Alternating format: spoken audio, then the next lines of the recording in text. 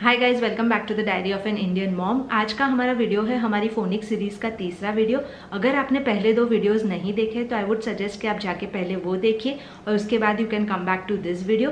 दोनों वीडियोस के लिंक आपको नीचे डिस्क्रिप्शन बॉक्स में मिल जाएंगे। तो अब तक हमने बच्चों को हर अल्फाबेट का एक इंडिपेंडेंट साउंड या एक स्टैंड अलोन साउंड सिखाया है। जहां हम बच्चे को बी दिखाते हैं तो वो ब बोलता है। लेकिन अब नेक्स्ट स्टेप है बच्चों को ये समझाना कि जो डे टू डे बेसिस पे वो लोग वर्ड्स यूज करते हैं वो भी इन साउंड्स को इकट्ठे करके ही बनते हैं। यानी अगर आप बच्चे के सामने एक वर्ड बोलते हो जैसे कि बैट, तो बच्चे के लिए ये कंसेप्ट को समझ पाना कि इसके अंदर एक्चुअली अलग अलग साउंड इस्तेमाल हुए, ब इस्तेमाल हुआ है, ए इस्तेमाल हुआ है, ट इस्तेमाल हुआ है, ये होता है फोनिक्स का नेक्स्ट स्टेप। अब ये समझाने के लिए कि बेस्ट एक्टिविटी होती है बच्चों को वर्ड्स के बिगनिंग साउंड से इंट्रोड्यूस करने की एक्टिविटी।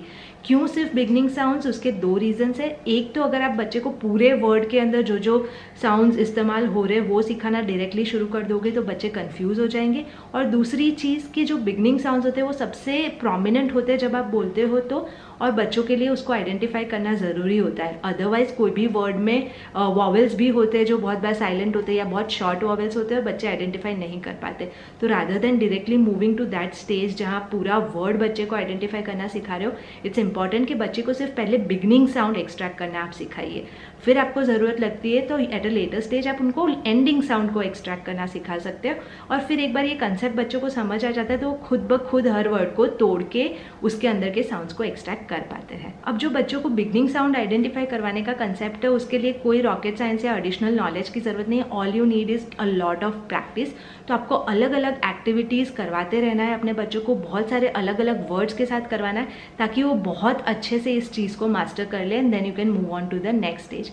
तो अब मैं आपको बताने वाली हूँ 5 या 6 ऐसी एक्टिविटीज़ जो आप अपने बच्चों के साथ कर सकते हो विद डिफरेंट वर्ड्स, ताकि उन लोगों को बहुत सारी प्रैक्टिस मिले बिगनिंग साउंड्स आइडेंटिफाई करने में before we move on to the next. तो सबसे पहली एक्टिविटी है, इसके लिए आपको घर में जो भी लर्निंग टूल्स अवेलेबल है अल्फाबेट से रिलेटेड, चाहे फ्लैश कार्ड्स हो, वुडन अल्फाबेट्स हो, मैग्नेट्स हो, जो भी आपके पास अवेलेबल है, या आप नॉर्मल पेपर चिट्स भी बना सकते हो, उसको फ्लोर पे स्प्रेड आउट कर देना है और फिर अपने बच्चे के साथ एक गेम फॉर्मेट में खेलना है कि I am going to tell you a word now और आपको आइडेंटिफाई करना है कि which letter does this word begin with. Next word that I am saying is elephant.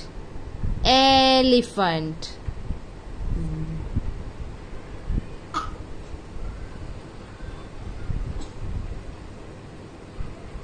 This machine is going to pick a. Okay, the machine better be quick. Very nice. Can you tell me another word starting with A? Elephant. Elephant तो मैंने बोला. Elephant. Very nice. Now the next word that I am saying is Umbrella. umbrella. Very nice. इससे क्या होता है, एक तो बच्चों की आइडेंटिफिकेशन स्किल्स भी बेटर होती है, प्लस बच्चों का अल्फाबेट और साउंड का जो एसोसिएशन होता है वो बेटर होता है and then at the same time they learn the beginning letters का कंसेप्ट। दूसरा सिमिलर एक्टिविटी जो आप कर सकते हो वो है कि कोई एक बोल में आप अलग अलग पिक्चर्स डाल के रख सकते हो या अपने हाथ में पकड़ सकते हो और बच्चे को दिखा सकते हो एक पर्टिकुलर ऑब्जेक्ट का पिक्चर। उसको उस ऑब्जेक्ट को आइडेंटिफाई करना है और फिर बोलना है कि वो किस अल्फाबेट से शुरू होता है। फॉर एग्जाम्पल आपने उसको बैट दिखाया तो वो पहले आइडेंटिफाई करेगा कि दिस इज अ बैट और फिर उसको बोलना है कि बैट किस अल्फाबेट से शुरू होता है। अगर आपको लगता है कि शुरुआत में बच्चा थोड़ा सा डिफिकल्ट फाइंड कर रहा है उस साउंड को एक्सट्रैक्ट करना, तो आपको उसको बोलना है कि इस वर्ड को एकदम धीरे से बोलो, ब एट। तो फिर वो धीरे से उसको बोलेगा और वो बहुत आसानी से आइडेंटिफाई कर पाएगा कि किस साउंड से वो लेटर शुरू हुआ है। तीसरी एक्टिविटी है वर्कशीट से रिलेटेड एक्टिविटीज। आप बहुत अलग अलग तरह की वर्कशीट्स बना सकते हो। एक मैच द फॉलोइंग वाली होती है जहाँ पे एक साइड पे अल्फाबेट्स बने हुए, दूसरे साउंड पे उन अल्फाबेट से शुरू होने वाले ऑब्जेक्ट्स बने हुए and they have to match it. या ऑड वन आउट कर सकते हो जिसके अंदर अलग अलग ऑब्जेक्ट्स बने हुए और एक अल्फाबेट लिखा हुआ है, उसमें से कौन सा ऑब्जेक्ट उस अल्फाबेट से शुरू नहीं होता है, बच्चे को ये आइडेंटिफाई करना है एंड थिंग्स लाइक दैट। हमारा जो फर्स्ट लर्निंग पैक था उसमें भी कुछ एक्टिविटीज थी बिगनिंग साउंड्स वाली, और हमारा जो फोनिक्स वाला पैक है उसके अंदर भी काफी सारी एक्टिविटीज होने वाली है इससे related to give them ample practice on this. Sound क्या होता है?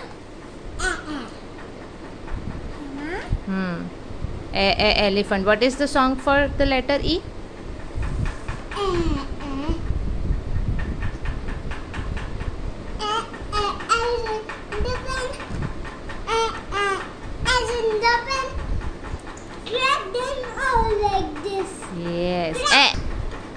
What is that? Nest. How do you say nest slowly? No. Where is no? Yes. अब जो नेक्स्ट एक्टिविटी है वो आप थोड़ा लेटर स्टेज पे कर सकते हो, जब बच्चे को एक बेसिक कंफर्ट आ गया हो बिगनिंग साउंड्स या इनिशियल साउंड्स आइडेंटिफाई करने में। तो इसमें आप बच्चे को कोई ऑब्जेक्ट के बदले एक साउंड दिखा रहे हो कि ये है ब। अब आपको घर में से ब से शुरू होने वाला कोई चीज उठा के आना है। ये स्लाइटली ज्यादा डिफिकल्ट होता है than having a ready word जिसमें से उसको वो साउंड को आइडेंटिफाई करना है। इसके अलावा आप कट एंड पेस्ट एक्टिविटीज भी करते हो, जिसमें आपने एक पेपर पे सारे अल्फाबेट लिख दिए अलग अलग स्क्वायर्स में, और एक पेपर पे आपने अलग अलग ऑब्जेक्ट्स बना दिए, और फिर बच्चे को सही अल्फाबेट यहाँ से कट करके यहाँ पेस्ट करना है। तो बच्चों के लिए एक फन एक्टिविटी भी होती है and at the same time they are learning the beginning sounds का कंसेप्ट। एक और गेम जो आप प्ले कर सकते हो वो है नॉर्मल जो बिंगो होता है वो। अगेन आप एक ग्रिड बना दो, उसके अंदर बहुत सारे अल्फाबेट्स लिख दो और फिर बच्चों को एक के बाद एक सारे पिक्चर्स दिखाओ और बच्चे को उस पर्टिकुलर अल्फाबेट को उस ग्रिड में से ढूंढना है और उसको कलर करना है। आप इसी चीज को एक कलर सॉर्टिंग वाले तरीके से भी कर सकते हो, जहां बच्चों को अलग अलग कलर के लीगो ब्लॉक्स या बिल्डिंग ब्लॉक्स दे दो और फिर उनको बोलो कि जो वर्ड्स ए से शुरू होते हैं उस पर उनको येलो ब्लॉक जाके रखना है, जो ब से शुरू होते हैं उन पे उनको ब्लू ब्लॉक रखना है एंड सो ऑन। तो ये थी कुछ एक्टिविटीज जिससे आप बच्चों को बिगनिंग साउंड सिखा सकते हो। एज आई ऑलरेडी मेंशन कि एक बार बच्चों को अल्फाबेट साउंड्स आ जाए तो ये one of the easiest things to teach है, तो इसलिए इसमें ज़्यादा कोई टिप्स एंड ट्रिक्स तो नहीं है, बट कुछ चीज़ें मैं फिर भी जो मेंशन करना चाहती हूँ वो कि शुरुआत में आप जब बच्चों के साथ ये करो तब पहले वर्ड्स को बहुत धीरे धीरे से तोड़ तोड़ के बोलो, बैट क एट, तो उनके लिए इजी हो जाता है उस वर्ड को और साउंड को एक्सट्रैक्ट करना, उनका इंटरेस्ट भी बनता है एंड देन ग्रेजुअली आप उस वर्ड को फटाफट भी बोल सकते हो।